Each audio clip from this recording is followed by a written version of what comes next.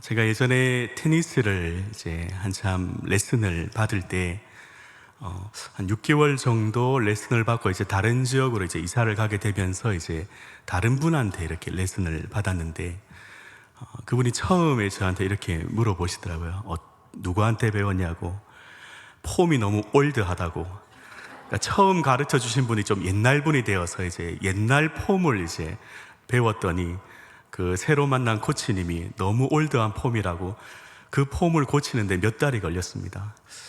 그래서 그때 누구를 만나서 어떤 영향을 받는가가 중요하다라는 것을 참 그때 또 깨달았던 것 같습니다. 오늘 말씀에 보면 아볼로라는 사람이 등장을 합니다. 이 아볼로는 알렉산드리아에서 태어난 유대인이라고 이렇게 소개를 하고 있습니다. 여러분, 이 알렉산드리아라는 이 도시는 이집트의 대표적인 도시로서 그 로마 제국에서 두 번째로 중요한 그런 도시였습니다. 그리고 로마 전체에서 가장 큰 디아스포라 유대인 공동체가 형성된 곳이기도 했습니다. 그리고 알렉산드리아 하면 가장 유명했던 것이 고대 도서관, 가장 크고 영향력이 있었던, 그래서 세계적으로 과학과 철학과 예술과 학문의 중심지가 되어서 수많은 학자들이 활동했던 곳이기도 했습니다. 오늘 말씀에 보면 이 아볼로가 언변이 좋다라는 것은 아마 이 알렉산드리아에서 철학과 수사학을 배웠을 것으로 그렇게 추정을 할 수 있습니다. 그리고 오늘 아볼로는 일찍부터 주의 도를 열심히 배워서 이제 에베소라는 곳에서 와서 회당에서 열심으로 예수님에 대해 가르쳤다라고 기록을 하고 있습니다. 그런데 그때 회당에 있던 브리스길라와 아굴라 부부가 그 아볼로가 전하는 가르침을 듣게 됩니다. 이 브리스길라와 아굴라가 누구인가? 사도행전 18장 1절에서 4절에서 이렇게 잠깐 소개를 하고 있는데요. 이 아굴라라는 사람은 본도에서 태어난 유대인이었습니다. 그의 아내 브리스길라와 함께 로마 이탈리아 지역에서 살다가 그때 당시에 크레투스라는 사람이 유대인들을 선동해서 그 폭동을 자주 일으켰던 그런 사건이 있었습니다. 그래서 황제 글라우디오가 너무나 화가 나서 로마에 있는 유대인들을 다 추방해 버립니다. 그래서 이때 아마 브리스길라 아굴라 부부가 고린도로 이렇게 추방되어 와서 이제 바울을 만나게 되고, 그 바울과 생업이 같지 않습니까? 천막을 만드는 일을 하면서 또 안식일에는 복음을 전하면서 이를 계기로 바울의 평생의 동력자가 되는 그런 사람들입니다. 그래서 로마서 16장 3절 4절 말씀에 보면 바울이 브리스길라 아굴라 부부에 대해서 이렇게 말씀하는 내용이 있습니다. 너희는 그리스도 예수 안에서 나의 동력자들인 브리스가와 아굴라에게 문안하라. 그들은 내 목숨을 위하여 자기들의 목까지도 내놓았나니 나뿐 아니라 이방인들의 모든 교회도 그들에게 감사하느니라.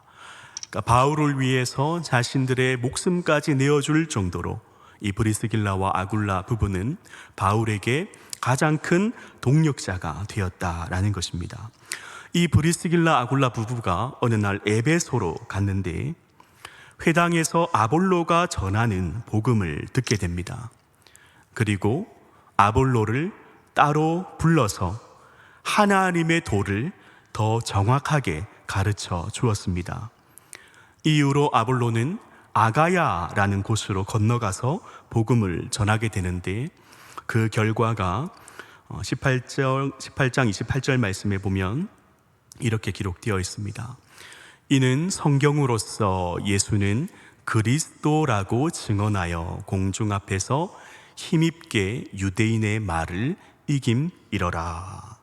그러니까 아볼로가 아가야에 가서 성경으로서 예수는 그리스도라 증언하면서 힘입게 유대인의 말을 이기면서 복음을 전하게 되었고, 이후로 우리가 너무 잘 아는 것처럼 이 아볼로는 고린도 교회에 영향력 있는 그런 지도자가 되어서 초대 교회에서 가장 중요한 인물 중에 한 사람으로 성장을 하게 됩니다. 오늘 이 본문의 내용을 통해서 세 가지 교훈을 살펴보고자 합니다. 첫 번째는 누구나 영적인 도움이 필요하다라는 것입니다. 여러분, 오늘 본문에 나오는 이 아볼로를 보면 겉으로는 완벽한 사람이었습니다.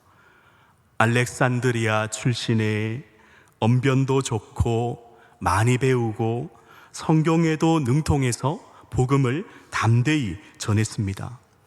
그런 그에게도 부족한 점이 있었는데 사도행전 18장 25절 말씀에 보면 이렇게 기록되어 있습니다. 그가 일찍이 주의 도를 배워 열심으로 예수에 관한 것을 자세히 말하며 가르치나 요한의 세례만 알 따름이라. 아볼로가 요한의 세례만 알았다라고 말씀을 하고 있습니다. 여러분, 요한의 세례가 무엇입니까? 마태복음 3장 11절 말씀에 보면 이 세례 요한이 자신의 세례에 대해서 이야기하는 장면이 나오는데요. 이렇게 기록되어 있습니다. 나는 세례 요한이죠. 나는 너희로 회개하기 위하여 물로 세례를 베풀거니와. 요한이 자신의 세례에 대해서 자신의 세례는 물로 세례를 베푸는 것이고 또 회개를 불러일으키는 목적으로 세례를 베푼다라고 이야기를 하면서 내 뒤에 오시는 이는 나보다 능력이 많으시니 나는 그의 신을 들기도 감당하지 못하겠노라. 그는 성령과 불로 너희에게 세례를 베풀 것이요. 그러니까 요한의 세례는 예수님의 세례를 위한 준비 단계라고 지금 요한은 설명을 하고 있습니다. 자신의 회개는 회개를 불러일으키기 위한 목적이고 내 뒤에 오시는 예수님의 세례가 성령과 불로 베푸시는 세례이며 곧 예수님의 세례는 예수님의 십자가와 부활을 그 세례받는 사람으로 하여금 예수님의 십자가와 부활에 참여하게 하는 성령 세례라고 설명을 하고 있습니다. 그러니까 쉽게 얘기하면 아볼로는 예수님을 지식으로만 알았다라는 겁니다. 주님을 인격적으로 만났다거나 성령을 체험하지 못했다라는 것을 의미하는 것입니다. 그런데 이 아볼로가 18장 24절 말씀에 보면 이렇게 기록되어 있습니다. 이 사람은 언변이 좋고 성경에 능통한 자라. 여러분, 이 사도행전을 우리가 읽어보면 순서가 굉장히 중요하다. 그 순서에는 어떤 의도가 있다라는 것을 발견하게 되는데요. 브리스길라 아굴라 부부라고 우리가 이야기를 하지 않습니까? 아굴라 브리스길라 부부라고 이야기하지 않지 않습니까? 근데 브리스길라가 아내입니다. 그러니까 남편 아굴라보다 아내 브리스길라 그 이름이 먼저 앞에 나온다는 것은 무엇을 의미하는 것입니까? 그 아내 브리스길라가 영적으로 더 큰 주도권을 가지고 있다라는 것을 설명하는 것입니다. 또 예를 들어서 그 바울이 1차 전도 여행을 떠날 때 보면 바나바와 사울, 바나바와 바울이라고 이렇게 기록하는데 1차 전도 여행을 마칠 때쯤에 보면 바울과 바나바라고 그렇게 표현이 바뀝니다.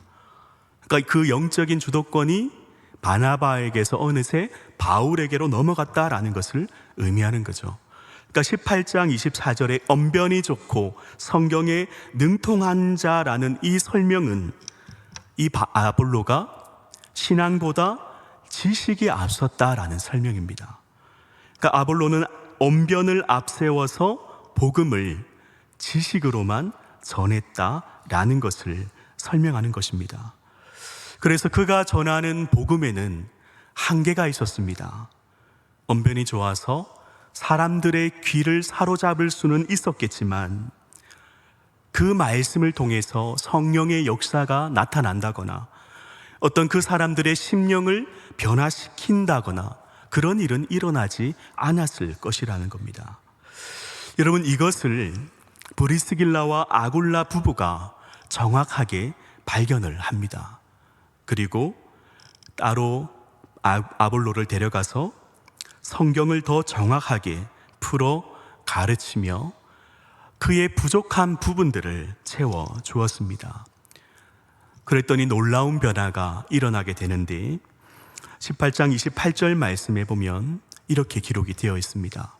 이는 성경으로서 예수는 그리스도라고 증언하여. 언변을 앞세워서 단지 예수님을 지식으로만 전했던 아볼로가 브리스길라와 아굴라 부부의 도움을 받아서 이제는 성령의 감동하심으로 성경을 이해하고 알게 되고 예수님이 그리스도이심을 담대히 증거해서 많은 유익을 미치는 그런 복음의 일꾼으로 변화되었을 뿐만 아니라 초대교회의 영향력 있는 지도자로 세워질 수 있었다라는 것을 오늘 본문은 우리에게 가르쳐 주고 있습니다. 여러분, 이처럼 우리가 신앙생활 하는 데 있어서 누구를 만나는가, 어떤 영향을 받는가, 또 어떤 영향을 미치는가, 이것은 너무나 중요한 것입니다. 여러분, 이것이 의미하는 것이 무엇이겠습니까? 누구나 영적인 도움이 필요하다라는 것을 우리에게 가르쳐 주는 것입니다. 아볼로 겉으로 보기에는 완벽했습니다. 그러나 영적인 한계와 부족함이 분명히 있었습니다. 그랬던 그가 믿음의 동력자를 만나게 되고 그들의 도움으로 예수님을 알게 되고 믿게 되고 하나님의 일꾼으로 변화될 수 있었지 않습니까? 여러분, 대신방을 이제 다녀보면 겉으로 보기에는 아무런 문제가 없어 보이는 그런 가정도, 정말 완벽하게 보이는 성도님들도 이렇게 막상 가서 집안 사정을 들어보면 어려움 없는 가정이 없고 문제 없는 성도님이 없구나 하는 것을 깨닫게 됩니다. 그러니까 다 영적인 도움이 필요하다라는 것을 발견하게 됩니다. 그래서 하나님은 우리를 주님의 몸된 교회로 불러주셨습니다. 여러분, 하나님께서 교회를 만드신 이유는 사람은 혼자서 신앙생활을 할 수 없기 때문에 교회를 만들어서 우리를 이곳에 불러주셨습니다. 만약 우리가 혼자서 스스로 신앙생활을 잘 할 수 있었다면 하나님은 교회를 만들지 않으셨을 겁니다. 그래서 종교개혁자 존 칼빈은 이런 말을 남겼습니다. 교회는 성도의 어머니다. 여러분, 아이가 태어나면 아이 혼자 스스로 잘할 수 없지 않습니까? 부모님의 품이 필요하고 그 어머니의 품에서 젖을 먹이고 또 기저귀를 갈아주고 씻겨주고 그 부모의 손길로 인해서 그 어린아이가 자랄 수 있는 것처럼 우리 성도들도 마찬가지입니다. 여러분, 우리 사람은 태어나는 순간부터 우리는 죄로 인해서 영적으로 죽은 상태이지 않습니까? 그러나 예수님을 믿는 그 순간부터 죽었던 우리에게 영생을 우리가 영생을 얻게 되고 거듭나게 됩니다. 다시 태어납니다. 그래서 성경은 이 상태를 영적인 어린아이의 비유를 합니다. 그래서 하나님께서 우리를 교회로 불러주셔서 이 교회가 어머니의 역할을 감당해서 우리는 누군가의 도움을 통해서 영적으로 자랄 수 있게 되었고 장성한 분량에 이르기까지 곧 그리스도에게까지 자라나서 예수님을 닮아갈 수가 있는 것입니다. 여러분, 처음에는 누군가 말씀을 먹여줘야 하는 영적인 어린아이였지만 점점 장성하면 스스로 말씀을 먹을 수 있게 되고 더 성장하면 누군가에게 말씀을 먹여줄 수 있는 그런 장성한 분량에 이르러서 이제는 영적으로 도움받는 사람에서 영적으로 도움을 줄 수 있는 사람이 될 수 있는 것입니다. 그래서 바울은 에베소서 4장 13절에서 16절에 이렇게 설명을 하고 있습니다. 우리가 다 하나님의 아들을 믿는 것과 아는 일에 하나가 되어 온전한 사람을 이루어 그리스도의 장성한 분량이 충만한 데까지 이르리니 이는 우리가 이제부터 어린아이가 되지 아니하여 사람의 속임수와 간사한 유혹에 빠져 온갖 교훈의 풍조에 밀려 요동하지 않게 하려 함이라. 오직 사랑 안에서 참된 것을 하여 범사에 그에게까지 자랄지라. 그는 머리니 곧 그리스도라. 우리 16절 말씀을 같이 한번 읽어볼까요?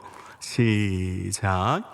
그에게서 온몸이 각 마디를 통하여 도움을 받음으로 연결되고 결합되어 각 지체의 분량대로 역사하여 그 몸을 자라게 하며 사랑 안에서 스스로 세우느니라.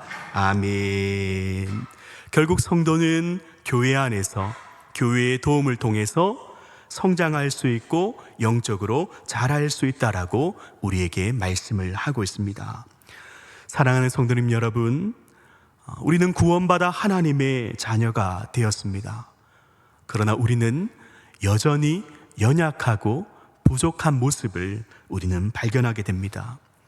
그래서 하나님께서는 우리를 교회로 불러주셨습니다. 우리에게 믿음의 동력자를 만나게 하셔서 서로 도움을 받기도 하고 도움을 주기도 하면서 서로 도와서 함께 성장할 수 있도록 우리를 거제 교회로 불러주셨다라는 사실을 믿으시기를 바랍니다. 두 번째로 살펴볼 것은 하나님은 우리에게 만남의 복을 주시는 분이시다라는 것입니다. 여러분, 하나님 우리에게 만남의 복을 주시는 분이심을 믿으십니까? 그런데 문제가 무엇이냐면요, 이것이 복인지 아닌지를 내가 결정하려 한다는 겁니다. 그러니까 내게 잘해주고 내가 잘 맞는 사람이면 우리는 그 관계를 복이라고 생각을 하고, 그렇지 않은 사람이면 잘못된 만남이라고 내가 결정하려고 하지 않습니까? 그러나 우리가 기억할 것은 우리의 하나님은 실수하지 않는 분이시라는 것을 우리는 믿어야 합니다. 잠언 27장 17절 말씀에 보면 철이 철을 날카롭게 하는 것 같이 사람이 그의 친구의 얼굴을 빛나게 하느니라 말씀을 하였습니다. 하나님께서 나를 교회로 부르셔서 내게 꼭 필요한 믿음의 동력자를 만나게 하십니다. 하나님은 그를 통해서 내 얼굴을 빛나게 하신다는 사실을 믿으시기를 바랍니다. 그래서 우리는 만남에 있어서 두 가지를 조심해야 되는데요, 극단적인 교만함이나 극단적인 겸손함을 우리는 주의해야 합니다. 여러분, 아볼로는 그의 출신, 학문, 언변, 외적으로는 정말 완벽해 보이는 사람이지 않습니까? 그런데 브리스길라와 아굴라 부부가 그를 따로 부르는 겁니다.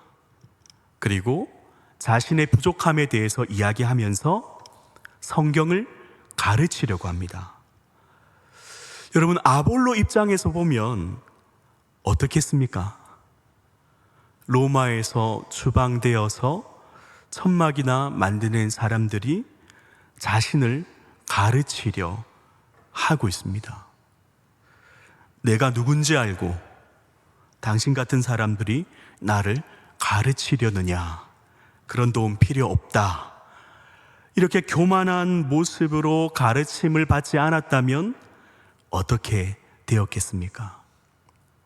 반대로 여러분, 브리스길라 아굴라 부부가 아볼로가 회당에서 전하는 가르침을 들었습니다.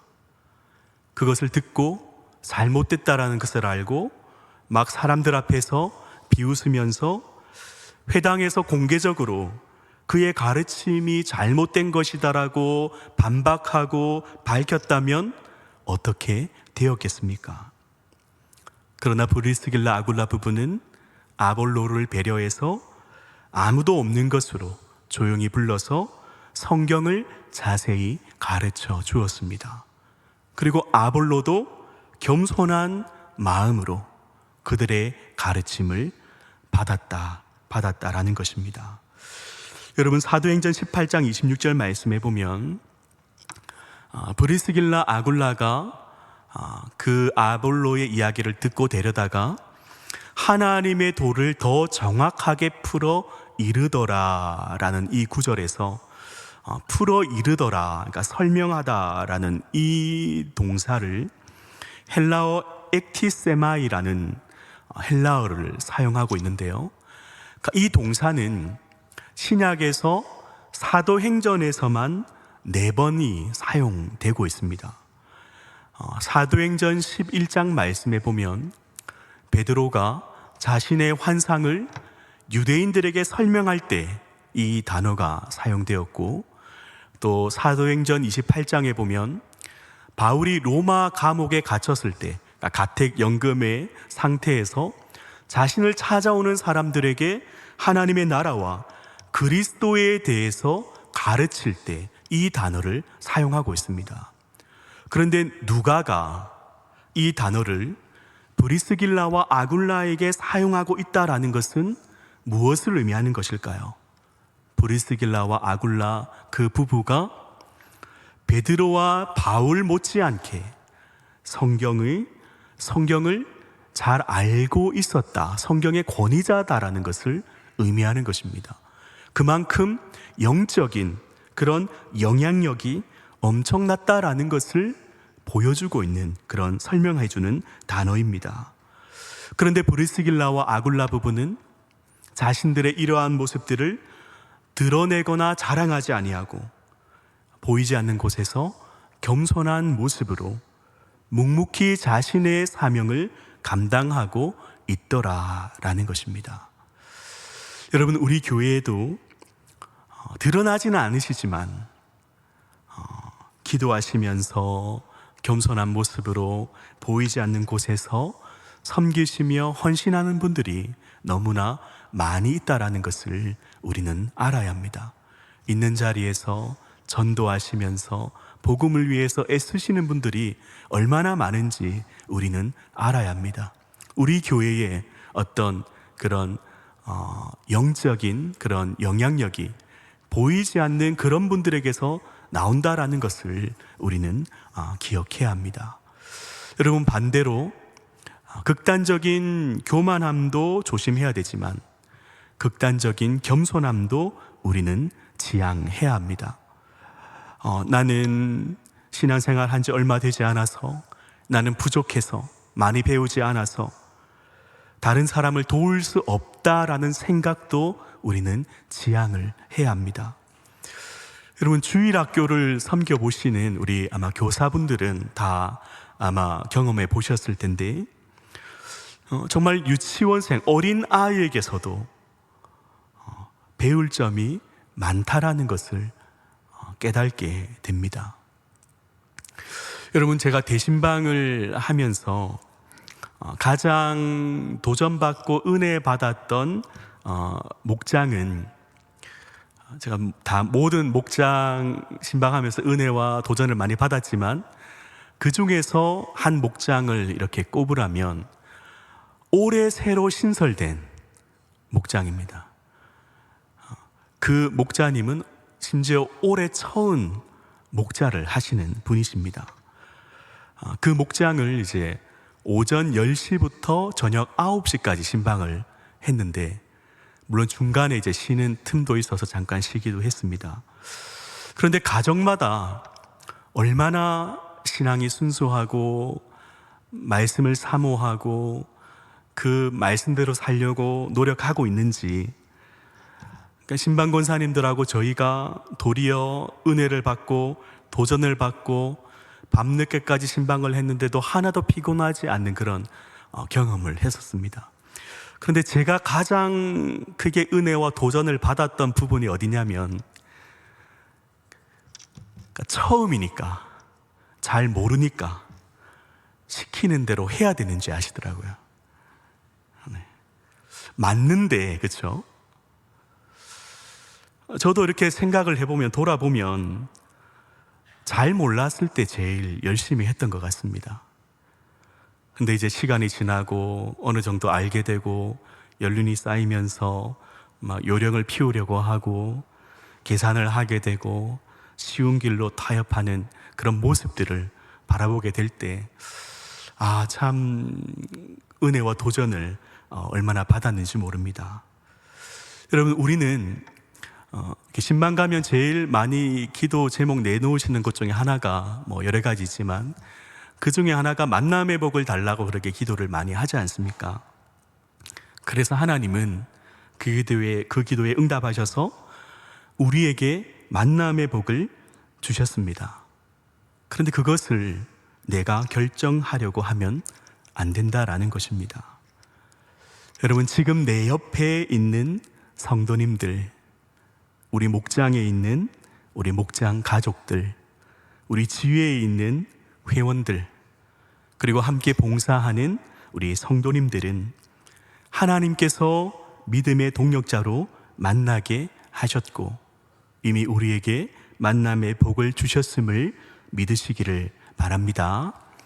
우리의 모습들이 서로 다르지만 그 다르기 때문에 하나님은 서로의 부족함을 채워주기를 원하시는 하나님의 뜻이 있음을 우리는 알아야 합니다. 나는 여전히 연약하고 부족하기 때문에 영적인 도움을 받아야 합니다. 그리고 나보다 연약하고 부족한 성도님들이 있다면 우리는 영적으로 도움을 줄 수 있어야 하는 것입니다. 여러분, 혹시 내 주위의 성도님들 가운데 어떤 그 성도님의 연약하고 부족한 모습이 보일 때가 있지 않습니까? 그것은 하나님께서 그 성도님을 위해 기도해주고 도와주고 채워주라고 보여주신 것일 수도 있다는 것을 우리는 기억해야 합니다. 사랑하는 성도님 여러분, 가장 가까이 있는 성도님이 하나님께서 내게 보내주신 믿음의 동력자라는 사실을 믿으시기를 바랍니다. 더 나아가서 가장 가까이 있는 성도님에게 믿음의 좋은 동력자가 되어주시기를 바랍니다. 그래서 우리 모두 서로 선한 영향력을 주고 선한 영향력을 받아서 믿음 안에서 서로를 세워가고 함께 그리스도의 장성한 분량에 이르러서 이 그리스도의 몸된 교회를 건강하고 든든하게 세워가시기를 주님의 이름으로 축원합니다. 마지막으로 하나님은 내가 있는 자리에서 선한 영향력을 나타내기를 원하신다라는 것입니다. 여러분, 오늘 본문에 나왔던 아볼로는 이 브리스길라와 아굴라 부부의 도움으로 참된 진리를 깨닫게 됩니다. 예수님을 만나게 되고 드디어 지식으로가 아닌 생명의 복음을 전할 수 있게 되었습니다. 그리고 아볼로는 아가야라는 곳으로 가려고 하는 계획을 세우게 됩니다. 사도행전 18장 27절 말씀에 보면 아볼로가 아가야로 건너가고자 하므로 형제들이 그를 격려하며 제자들에게 편지를 써 영접하라 하였더니 그가 감에 은혜로 말미암아 믿는 자들에게 많은 유익을 주니. 여기에서도 아볼로는 믿음의 동력자들의 도움을 받는 모습을 발견하게 됩니다. 형제들이 그를 격려해주고 그 아가야에 있는 제자들에게 편지를 써서 아볼로를 영접해달라고 부탁을 했던 겁니다. 이들의 도움을 통해서 아볼로는 그 아가야에 잘 정착하게 되었고, 이런 하나님의 은혜로 말미암아 믿는 자들에게 많은 유익을 끼치게 되었습니다. 여러분, 이 아가야라는 지역은 그러니까 고대 그리스 남쪽에 있는 그런 지역인데, 이 아가야의 수도가 고린도입니다. 그리고 이 아가야에는 유명한 도시가 있죠. 아테네가 바로 이 아가야에 있었습니다.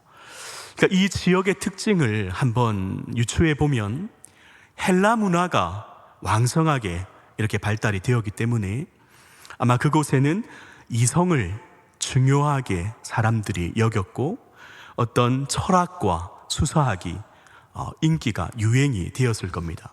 그래서 사람들이 만나면 토론하고 언론을 자신의 지식으로 토론하고 논쟁하기를 그런 좋아하는 곳이라는 것을 어느 정도 유추해 볼 수가 있겠죠. 여러분, 이 아볼로가 이 아가야에서 하나님의 말씀을 전하게 되는데 28절 말씀에 보면 이렇게 기록이 되어 있습니다. 이는 성경으로서 예수는 그리스도라고 증언하여 공중 앞에서 힘입게 유대인의 말을 이김이러라. 아볼로가 성경으로 예수는 그리스도라는 것을 전할 때에 여러분, 그 아가야에 있는 많은 유대인들이 어떻게 했겠습니까?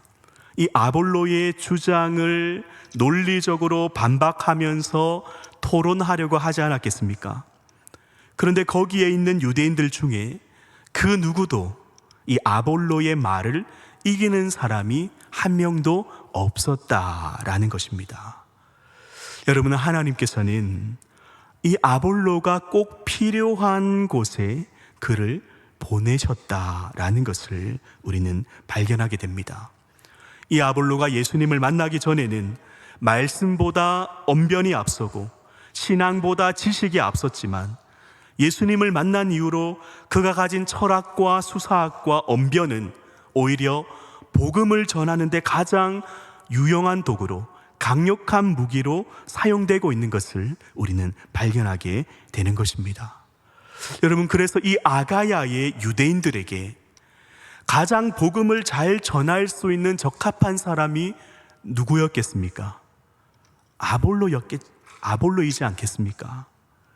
하나님은 이 아볼로를 가장 필요로 하는 곳에 보내어 주셨을 뿐만 아니라 그곳에서 그가 가장 잘하는 것, 잘할 수 있는 것을 사용해서 그곳 사람들에게 복음을 전하도록 하셨다라는 것을 우리는 발견하게 되는 것입니다.